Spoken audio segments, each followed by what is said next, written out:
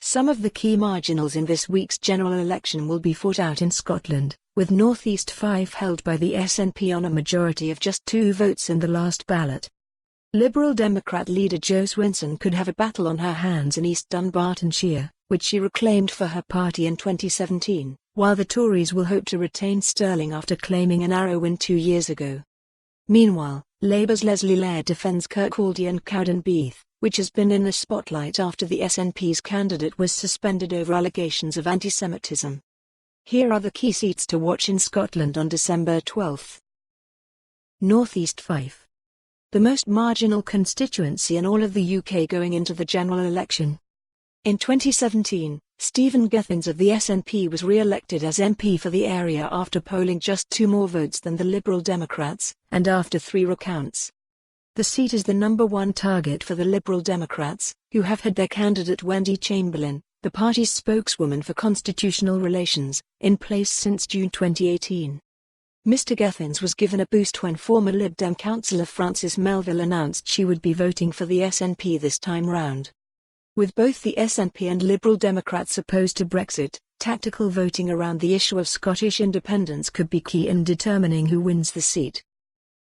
Stirling. The Tories won Stirling from the SNP in 2017, but not by much. Stephen Kerr took the seat by just 148 votes, making it one of the SNP's key targets. MEP Alan Smith is fighting to win it back, but the Scottish Green Party's decision to stand a candidate in the constituency could divide the pro-independence vote and help the Conservatives to hold on. East Dunbartonshire. Jo Swinson was the baby of the house when she was elected as MP for East Dunbartonshire in 2005 at the age of 25.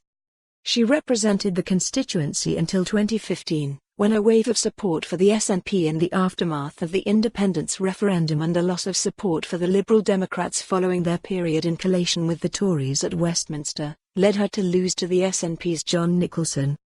But the snap general election 2 years later gave her the opportunity to win the seat back as the SNP's support fell from the high of 2015.